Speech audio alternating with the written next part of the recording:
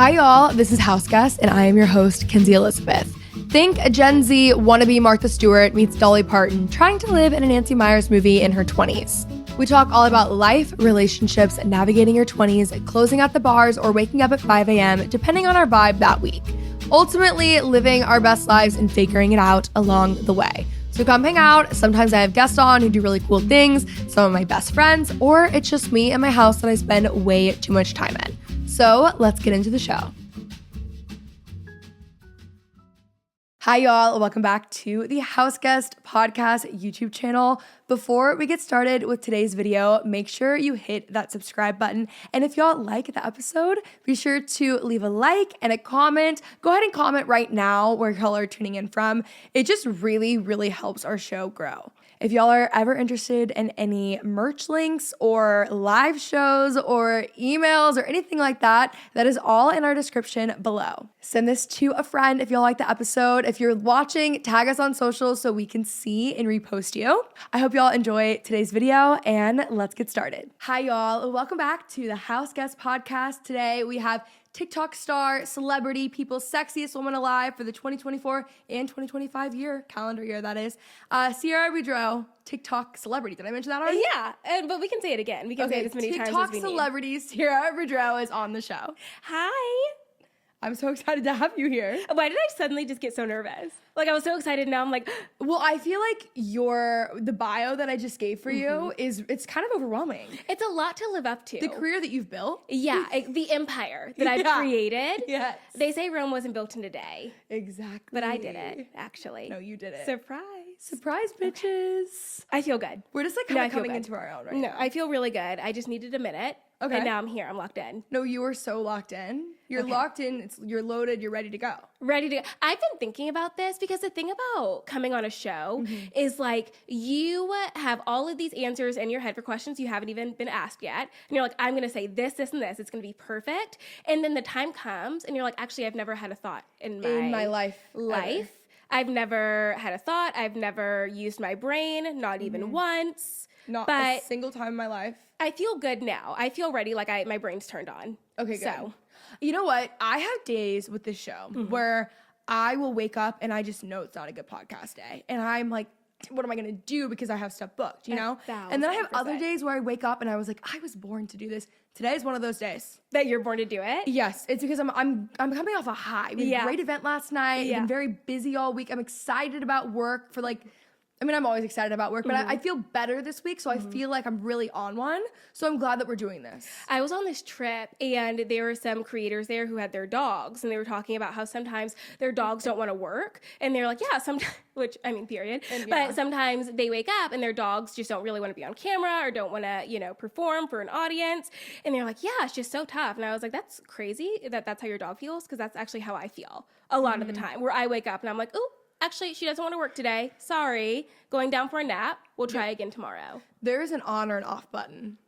Because there's something about being on you have to really be on. Yeah. You know what I mean? Yeah. So it's just like you're either on or you're off. And that's it. And I think about that in the kind of content that I make where there's a lot of joy in it. There's a lot of, bubbly, a lot of optimism, which I do love. And that is a really big part of myself. But there's also other parts of myself because I am a fully realized human, but I feel sometimes like when I go online, I have to bring the joy, the pep, the cheer, and sometimes I just don't have that. Like some days are just shitty, and I've gotten a lot better, I think, at going online and just saying that and showing the reality of that rather than just trying to be overly happy and optimistic about everything because that's just not the reality we live in. Sometimes you're just in a CBM. That's what we say here on this podcast. Yeah. Macy actually said it on the podcast and House Guest stole it. But it's called Certified Bad Mood.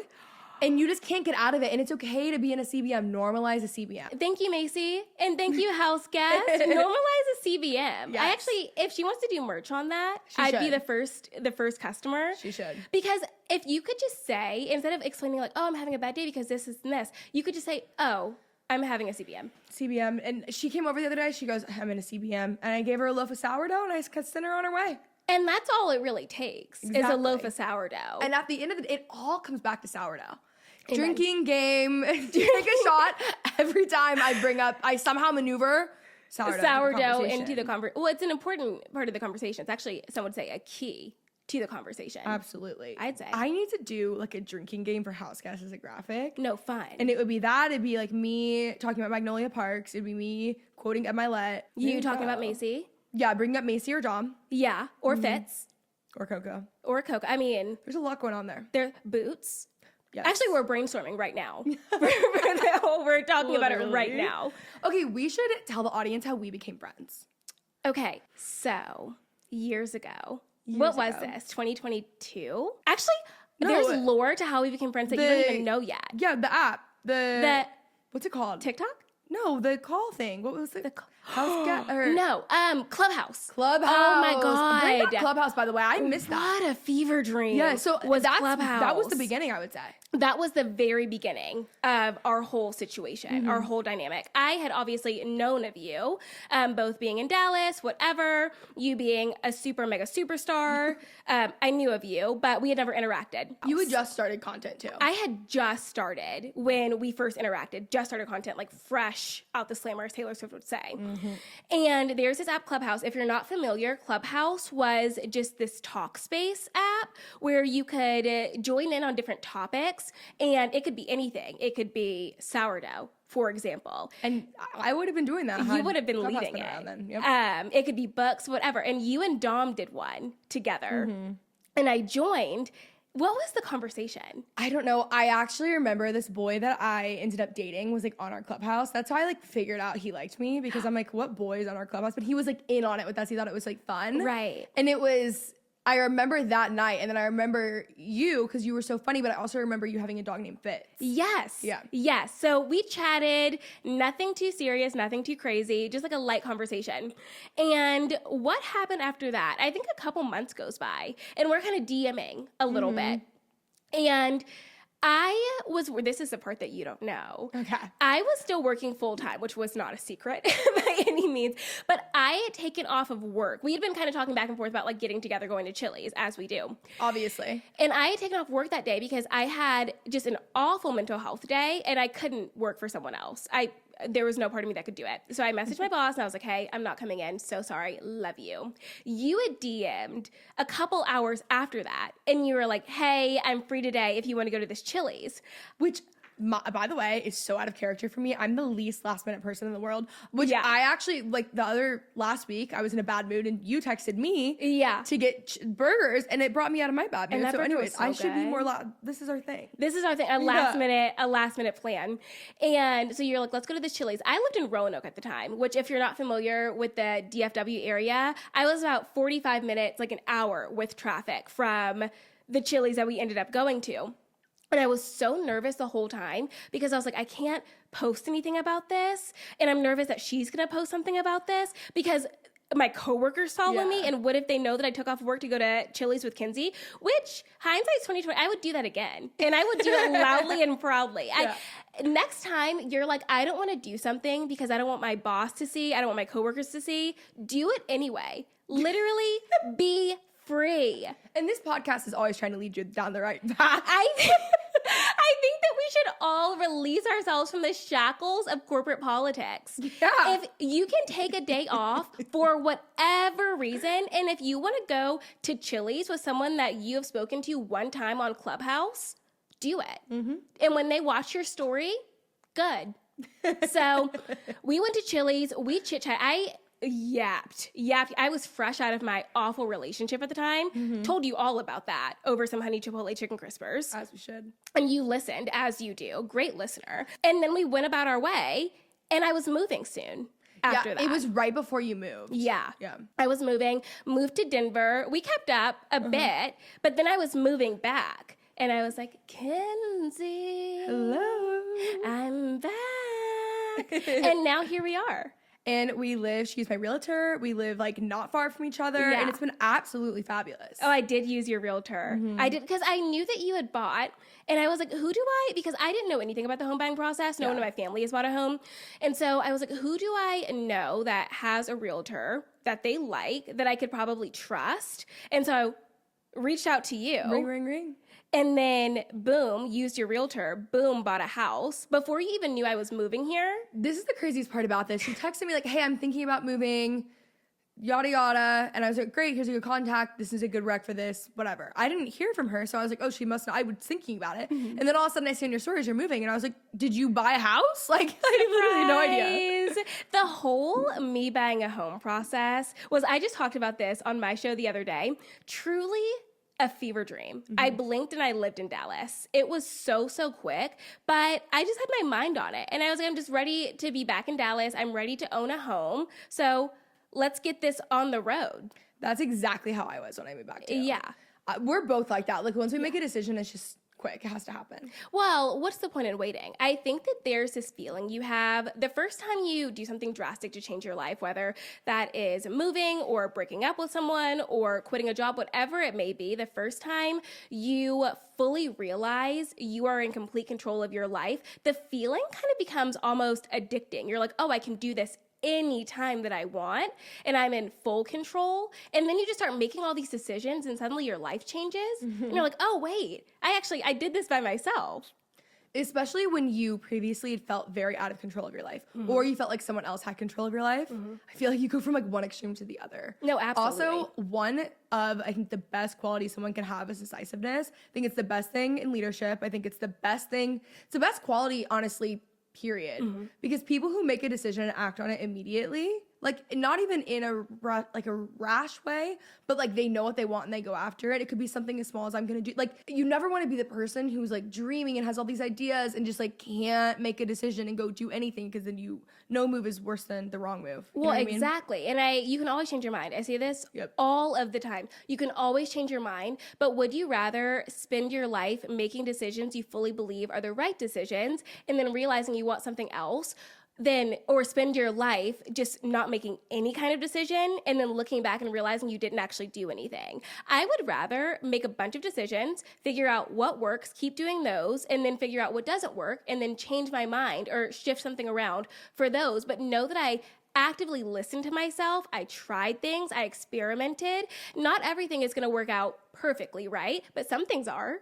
And I think you have to make the bad decision to get to the right decision sometimes. Now the way I'm talking, I sound like those people on Barstool who like make fun of like, I'm like pulling buzzwords pretty soon. But like I really do think in order, like the best decisions that I have made in life would not have been made had I not made a quote bad one. Absolutely.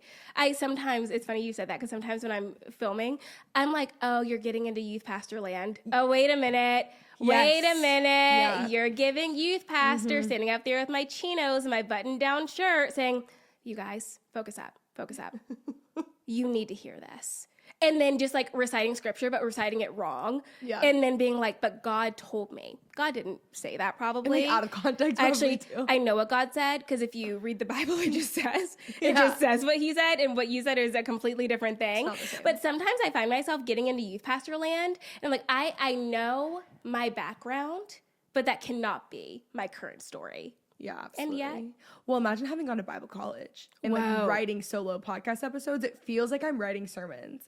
Dom and I, we talk about that all the time. Like we like literally had to write sermons. Yeah. Like it's actually so crazy. That is actually really crazy. It's really wild. That is crazy. I know. I can get into it, like turn it on in a second though. No, it's easy. It's because when you've experienced something like that, like and there's a difference, I think, between going to church a few times, maybe like your friends go and so you join them a couple of times, or you went when you were a kid but you didn't really fully get into it. There's a difference between that and being fully ingrained in the church. Like it is part of who you are, and once you get into that, it's never fully leaving you ever. No, it's just who you are. It really is. And I can tell too, like when I meet people now, I can tell who was in it and who wasn't so easily just by the way they talk and the way they communicate. Like even me doing this, like certain like hand movements, I'm like, oh, I can tell. And like it'll come eventually. I'm like, yeah, I was guessing that. Like you can spot them from a mile away. From a country away, truly. Yeah. In college, I was in a sorority, Chi Omega, shout out to my girls. And we had this national leadership consultant come. And she just basically speaks to us about Chi O, speaks to us about womanhood, sisterhood, whatever. And she was speaking. And the whole time I was like, so either you're a Christian or you went to A&M or both. or both. Likely both. Likely You both. went to A&M. Just the words that she was using, the movements that she was making, Seasons. her outfit. Seasons. Ladies, when you're in the season of life. Yeah, queen, give it to me. I know exactly what you're saying. I know. Honor the Lord. Yes. Honor Honor. yourself. Protect. Live to serve. Oh my Okay. God. We get to do this.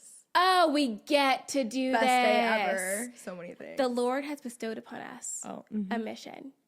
Oh, my favorite, Kenzie, protect your witness.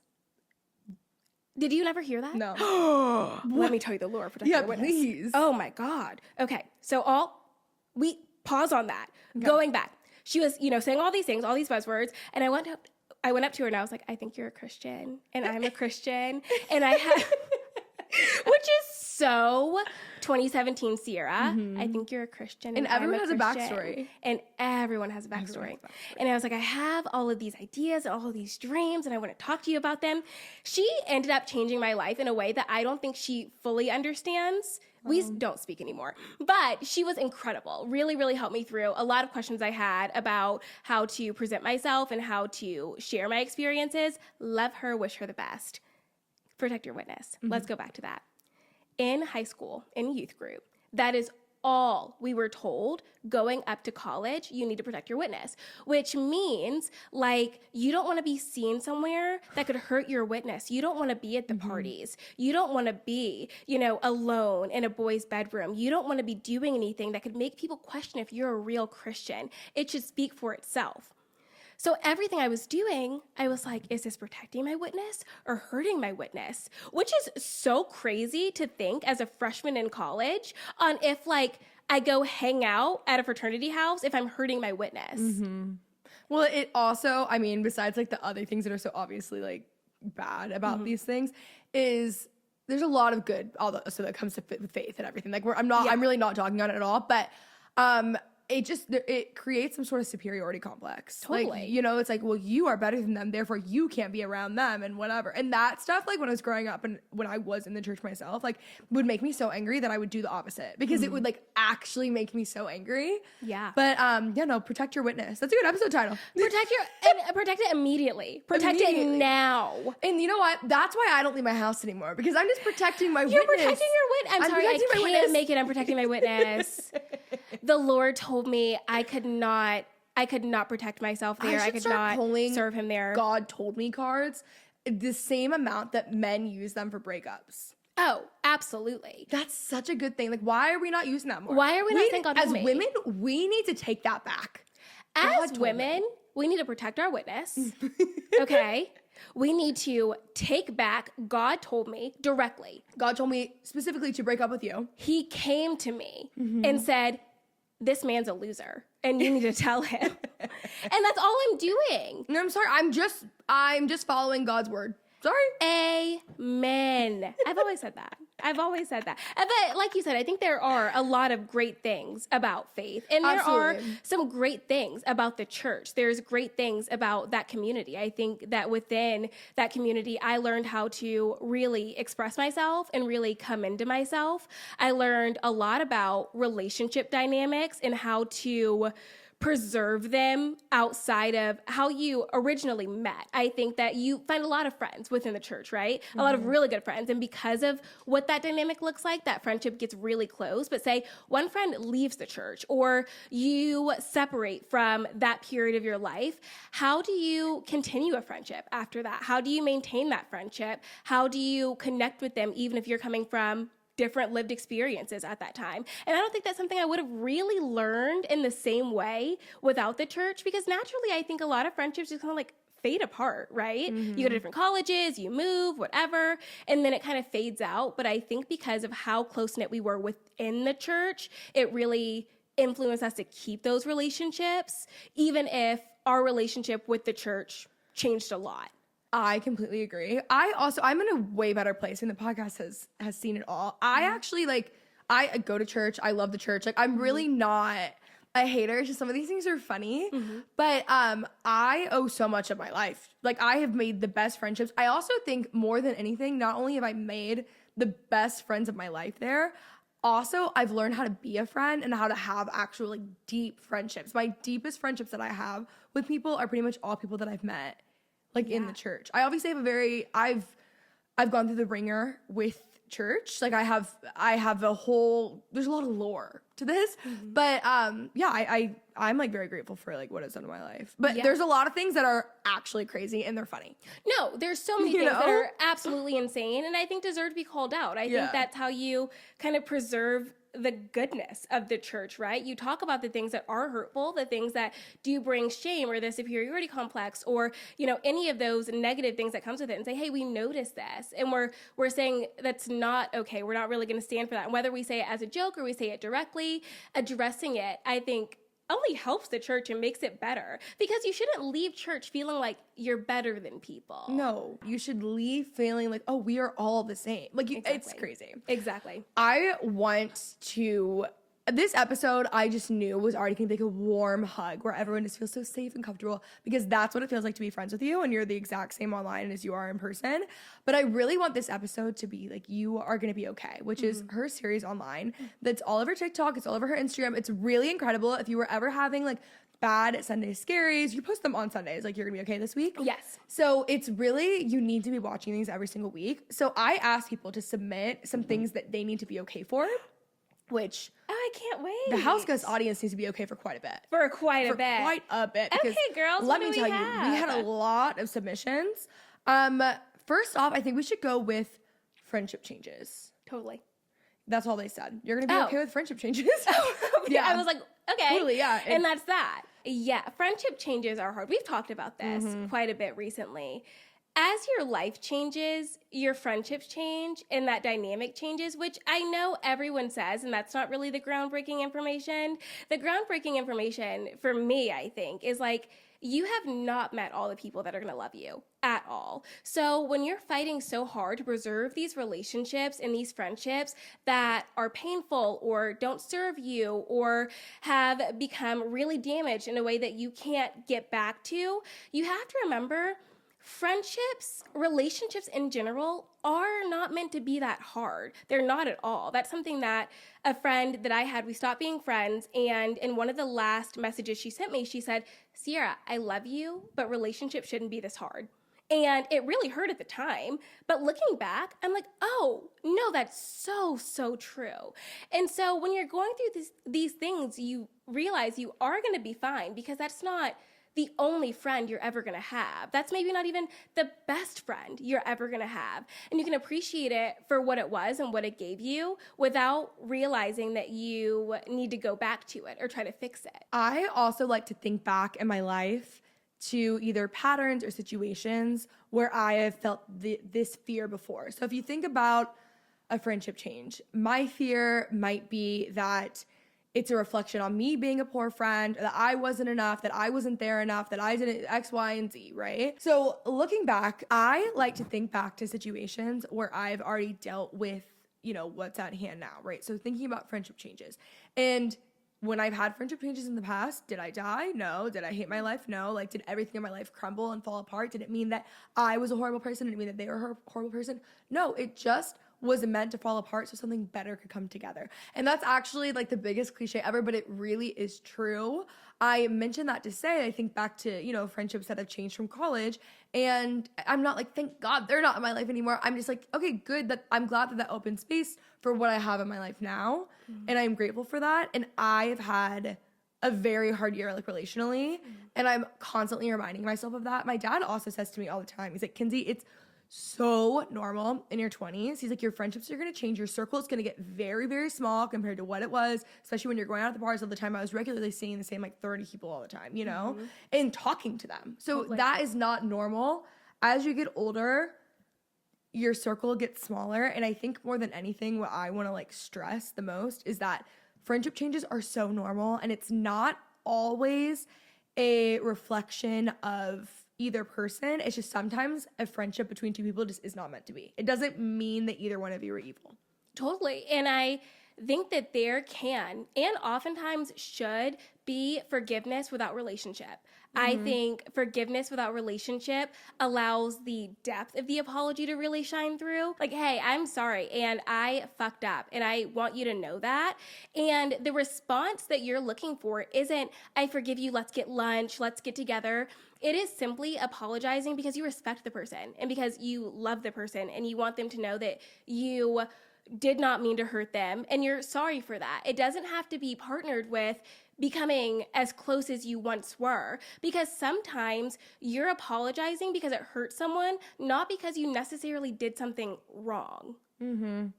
I have an issue too where I will, like, if someone will apologize for something later down the road, I'm like, amazing, we're back to normal, you know? And I've had to realize as I've gotten older that that is not what that means. You can have forgiveness and like have some sort of relationship if you want that, but it doesn't need to be what it once was. Yeah. And it won't be what it once was. Absolutely. I love that. We've been getting a lot of submissions as well about just holidays with the family. Jump scare. Yeah. Jump scare. That is a tough one. Yeah.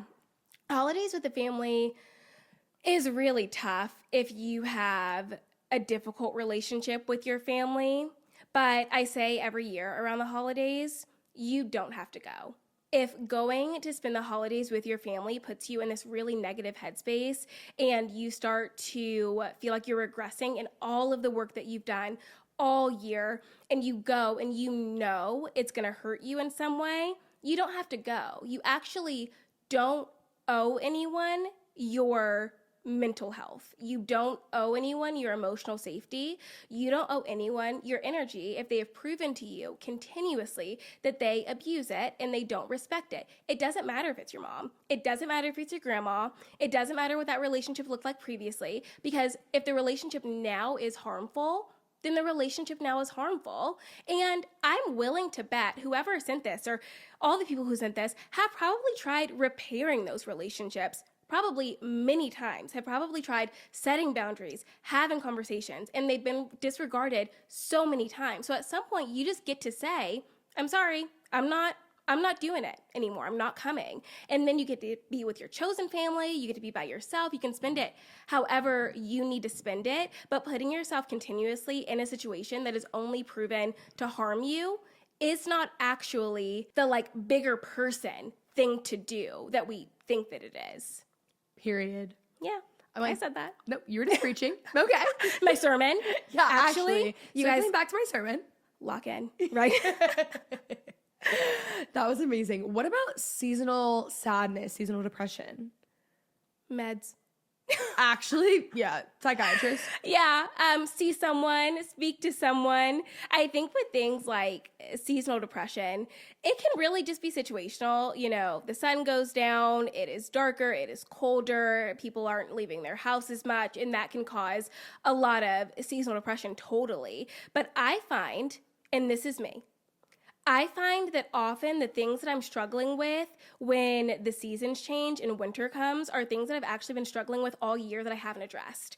It is just really magnifying all the stuff that I've suppressed in order to be happy for summer, to be outside, to be with everyone, to power through. There's no reason to be upset during the summer. People are going on trips. You're, by the water, whatever.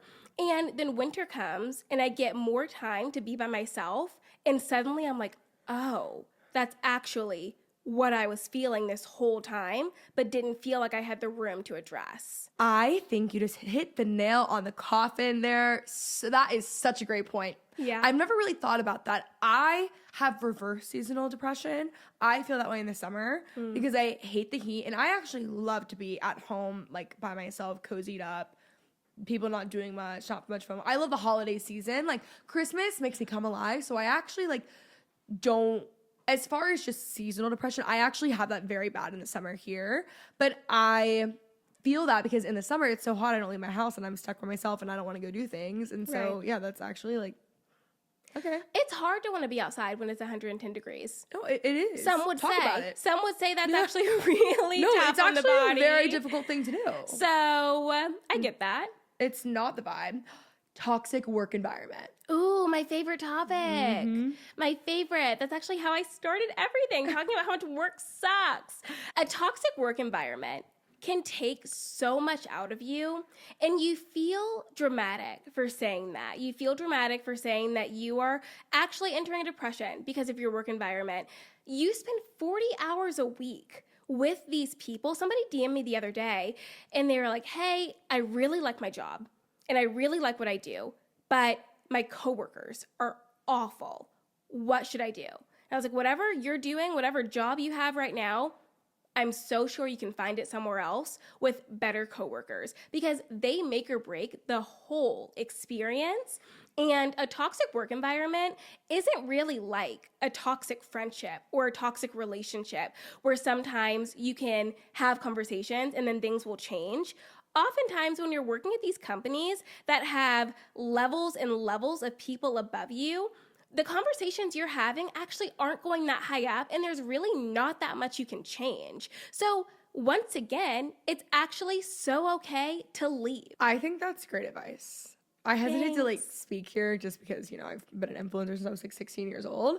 But I do think that's really great advice. And I talk, for what it's worth, most of my friends who are corporate girlies who like their job, okay, but they love their coworkers, are always talking about, they're like, I just can't leave because I love my coworkers and my day-to-day, they're like, I'm so happy at my job.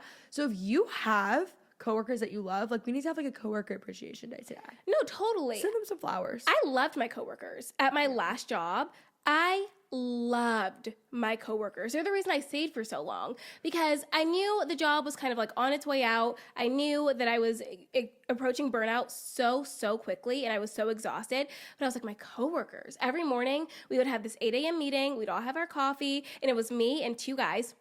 And I worked with a lot of men, which could have been a total jump scare, but I told them all the time, if I have to work with men, I'm glad I work with you guys, because they really were just the best. We would have our 8 a.m. I would yap, and and they would listen. Yeah, they probably loved you. They were like, this is the entertainment. Oh, they adored me. And I imagine adored this, them. they also have to work with each other, so that could be boring for them. Exactly. And I wish them the best, now that they're probably just working with each other and probably have hired more men. Yeah, they're probably bored. They're probably so bored. Ever since you left, they've been crying. Actually, ever since I left, the company went downhill. Oh. And no, not true. It just, not true. In case they listen, they sent me a cease and desist. Yeah, I'm actually, it's actually been going really well. They're like, you actually can't say that. We're a Fortune 500 now, so. Yeah. Sorry, guys. Okay, feeling like you're not where you want to be at the age that you thought you would be. Whoa. Do you know what I mean? Whoa. Yeah. That is difficult. Feeling like you're not where you want to be at the age. Taylor Swift once said, I was so ahead of the curve that the curve became a sphere. And the first time I heard that, I was like, oh, wait, actually, I wish you never said that in your life, because that's exactly how I feel. I feel that a lot of people who share that sentiment, I'm not where I want to be at the age I thought I was going to be there. What do I do? Are the kids who were in the gifted and talented program when we were kids. The kids who were often overachievers and thought that we were going to be so great and so successful, whether that's something that we believed inherently or something that teachers or parents said to us. And then you get to different environments like college or post-grad, and you realize, oh, I'm actually not as advanced. I am really just on the same level as everyone else. Some people who go to Ivy Leagues say that once they go to the Ivy League, they realize they are really just like everyone else, because if your biggest accomplishment back home is that you got into Yale and you get to Yale, well, babe, everyone got into Yale. So it's like, what is your thing? What is your specific, great quality? And I say all that to say that we put all of this pressure on certain age groups because we think in order to maintain that level of I'm so great, I'm so successful, I've done what I needed to do, we think, okay, so I did that by 16, and now by 19 I'm going to do this, and by 25 I'm going to be a billionaire, and by 35 I'm going to be Bill Gates. And it's like, but why do you want that? That's what I ask myself a lot when I feel like I'm not where I want to be. Why do you want that? Do you want that because you get online and you see somebody else have that and you think that if you live just like them, then you're magically going to be happy? Do you want that because you believe that by getting that, you're going to feel like you've proved to everybody else that you can do it? Or do you want that because that's an inherent desire that you have, something that you have always, always wanted? And how I can really tell the difference is like, it should feel natural. Not to say easy, but it should feel natural. With me doing social media, all I've ever wanted was to do exactly what I'm doing. It's not always easy, but it feels very natural for me. But when I was working corporate and climbing the corporate ladder, so to speak, it never really felt very natural or very easy. It felt like something that I just had to do to prove that I could, quote, do it all. I was so attached to this mindset of being a girl who could do it all. And when I actually asked myself, why do you want to do it all? What are you getting out of it? I couldn't answer because I didn't actually want it. That was amazing. Was it? I actually wish I took notes. Oh. I liked it easy, natural. Like, that was actually incredible. Oh, thank God. I forgot the original. I'm kidding. I forgot my original question. I think that's amazing. I also think we have to release the timelines of our life. You cannot be so focused on a certain timeline. We are not God. We don't have this like magical ball that makes things happen. And I think that being so focused on an age to get something at really strips you of every good thing that's going on in your life. And I'm saying, I feel this way too. Like, there's certain things that I want to do by 30. And I think about that all the time. Like, even things that I did achieve at certain ages, like, there's always things you didn't. And I just don't think it's a very productive tool nor a true marker of success. And I want to go back super quick to what you just said, like the things I want to achieve by 30. Wants are so good. Wants are so healthy. However, there's a difference between I want to achieve this by 30, and if I don't, I'm going to feel worthless. If I don't, I'm not going to feel successful. If I don't, I'm not going to have joy. That is where the problem lies. Having desires is so normal and so healthy, and I encourage everyone to have goals. However, those goals shouldn't make or break your self-worth. Absolutely. If someone's listening to that and they're like, yeah, that's amazing, but how do I do that? What would you say? Detach, period. Actually, I was going to say more, but detach. Period. Detach. It's this thing that was said to me a long time ago that now I say to people in my life all the time. So simple. When you're holding water and you kind of hold it loosely, it all falls out of your hand, whatever. And then you're like, well, I keep trying, I keep cupping my hand, I keep whatever. But naturally, when you run your hand under something and you know that it's coming into your hand, you close it, you cup it. It's very easy, it's very natural, but you know, okay, if I turn around and a little falls out, it's no big deal, I can get more.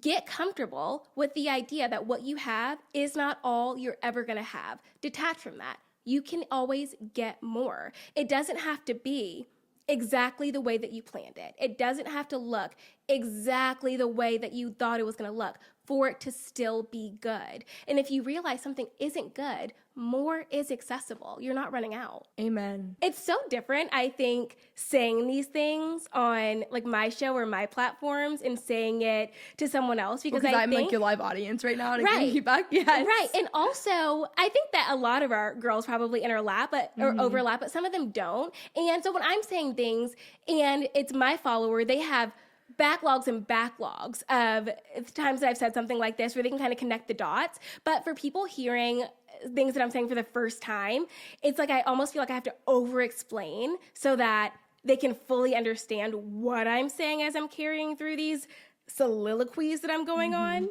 No, you're doing an amazing job. When you moved, like, did your hand metaphor just now, I was laughing because I always say on this podcast, the best piece of advice I think I've ever received was if you have your hand and you hold something in your hand, if you hold it so tightly, you suffocate it and it dies and there's no room for it to grow. But if you hold anything in life with an open hand, you're giving it room to grow and evolve and turn into something and it's not going to die. And it's kind of like a similar idea. Yeah. But as you did that, I'm like, that is like your show's version of our hand thing. Oh, so true. You know? Everyone's got a hand thing. Everyone's got a hand thing. That's how it works. Okay, last one. Lots about meeting your future husband and dating. Let's really dial in on like dating the right person. Here's the thing. The first time should be the last time. The first time they lie to you, the first time they cheat on you, the first time they betray your trust should be the last time, because the faster you hold tight to your boundaries, the faster you're going to find someone who is genuinely worth your time and worth your energy and worth your love. I'm not saying you're going to break up with someone for doing something harmful to you, and then the next person you meet is going to be the person you marry, and it's going to be incredible. I'm not saying that. I'm simply saying the less time you waste, statistically, the quicker you're going to get to the person you want to spend your life with. So instead of holding on to things and saying, okay, well, I'm going to give them another chance, I'm going to give them the opportunity to redeem themselves.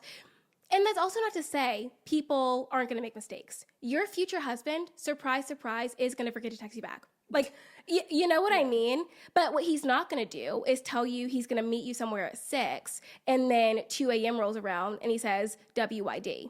He's probably not going to do that. That's not your future husband, girls. That's not your husband, babe. That's not your husband. And so getting clear, I think, about your boundaries, the things that are your non-negotiables, is really the key, because before you even go into dating, you should have a good idea of, this is what I want, this is what I'm looking for, this is what I'm not going to tolerate, because it is so easy when he's cute and he's over 6 feet and he has great friends and you feel really comfortable with him to start excusing a lot of behavior as it comes up and thinking, well, but I know him and he didn't mean it like that or whatever. And it's like, well, if he didn't mean it like that, he probably wouldn't have said it. If he didn't mean to hurt you, he probably wouldn't have done something intentionally harmful. So going into dating and just like knowing this isn't what I'm going to stand for, this isn't what I'm going to stick around for,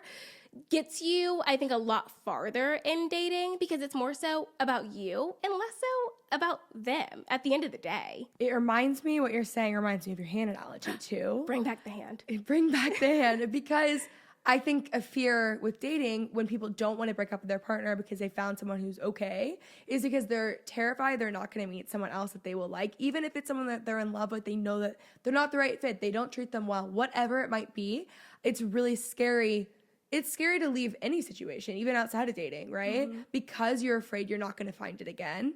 But when you're thinking that, we now have a hand analogy, so you're all good. We now have the hand analogy. Yes. You know, you cup your hand under some water, you turn around, you're going about life, a little falls out, you realize, oh, it's actually really not full at all. What do? You go back to Hinge and you get swiping, girls. Get swiping. The people that you date, I have to remind myself of this all the time, do not immediately get to be your spouse, actually. And you shouldn't treat them like they are. Just because you guys are dating and you're so happy and things are great doesn't mean that's your husband. I really got into this bad habit of dating men and then just believing they were my husband, because I thought, well, if I can't be a good girlfriend, how can I prove I'm going to be a good wife? Girl, you were being abused, actually. Yeah, I was going to say that's and actually, not to bring everything back to church, that really is largely a church thing. I find that so many, we've had this conversation that because the way you're taught with dating and stuff, like it really, I felt the same way. It's like we're dating, we're married, and then you put up with way more than you ever would, and you get in these situations, and it's like, it's so sad, but like what you were saying is so important. Yeah, I think it's just really important to remind yourself that like you can be in an incredible relationship, dating this incredible person, and if it ends, yeah, that is sad. Breakups are so incredibly hard, but that is, like I said earlier, you have not met all the people who are gonna love you yet. There is probably someone else who is gonna check different boxes, all of your boxes, whatever it may be. You're just not out of the opportunity to not only receive love, but like give it, and give it in a different way than you thought maybe you were even capable of in previous relationships, because you didn't have the opportunity. Love that. Speaking of not giving the opportunity to give love, what about feeling lonely? Loneliness is so hard. Loneliness is really hard, because I think that when we feel lonely, we start to try to internalize and think, well, something is wrong with me. People don't want to be around me. People don't connect with me.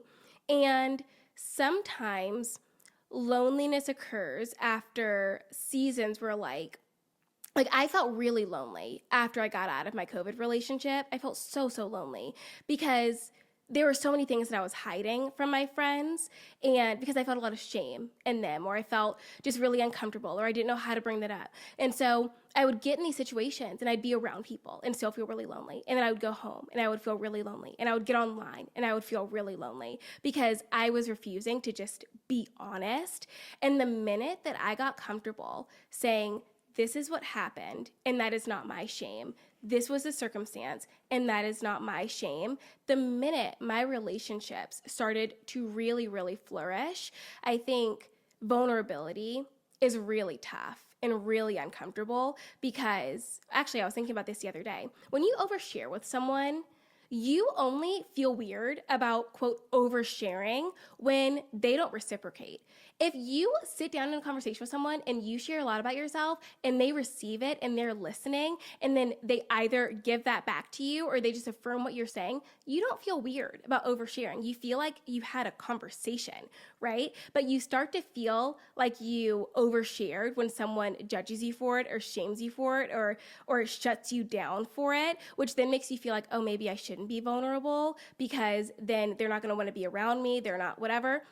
All lies. It is all lies. You are not doing anything wrong about being honest about your experiences. You're not doing anything wrong with sharing openly. And I think a lot of loneliness stems from our inability to connect with people for fear of being shut down or judged or shamed. And really, I think we don't need to be tackling loneliness on its head. I think we need to be tackling all of those other emotions that lead to the loneliness.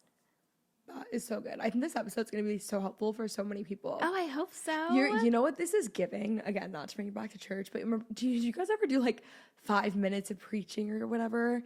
They'd give you a word. Dawn was the best at this, like orange, and you'd have to like do a 5-minute sermon. They did it at like church camps growing up. It was never for real, but it's funny and fun, and that's basically what we just played. I just gave you some problem and you fixed it. And I maneuvered you worked your little magic. I maneuvered it. No, it was amazing. Thanks. This has been like such an amazing episode. It feels like we've been talking for 5 minutes.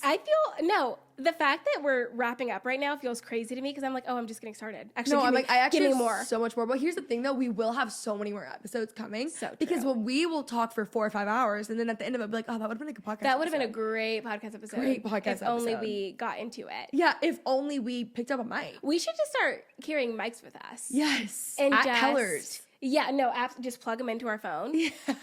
Hi, guys. Yes. Welcome back to the show. Exactly. It'd be fun. It would be fun. Okay, well, you've been amazing. Where can the audience find you? The audience can find me at the Oscars, at the Grammys. Mm-hmm. I am campaigning for an EGOT this season. People. I think that People, if you flip open to People magazine, I'm right there. You can find me in all of these different locations. But if you really want to feel connected, you can find me on Instagram at Sierra in Photos, which, okay, quick lore. My Instagram name is Sierra in Photos. And when I started TikTok, I didn't think TikTok was serious at all. I thought it was going to come and go like Clubhouse did, RIP. Mm-hmm. And so I wasn't thinking, my TikTok name should be Sierra in Video because, whoa. Duh. What an empire. Yeah. But no, I didn't do that. My TikTok is average Sisi, S-I-S-I. People do struggle to pronounce that. And realizing S-I-S-I is not commonly pronounced Sisi, I understand how that could be a little tough. Okay. However, it is average Cece. And then I have a podcast called I'm On Your Side. And we basically just do this for It's very hours. comforting. If you guys need a comfort listen or comfort follow, we've got it here. Got your girl. It's me. It's me. Hi. Hello, everyone. Hi, if you want to hang out, that's where I am. Come on over. We're going to have everything linked. Thank you so much for listening to House Guest Podcast. If y'all are wanting to have a little House Guest marathon, listen to the next episode, and you liked this one, I would recommend our most recent one with Carly Weinstein and Navigating Your 20s. We're talking about loneliness, dating, all the things. But I hope you guys enjoyed this episode, and I'll talk to you next week. Bye.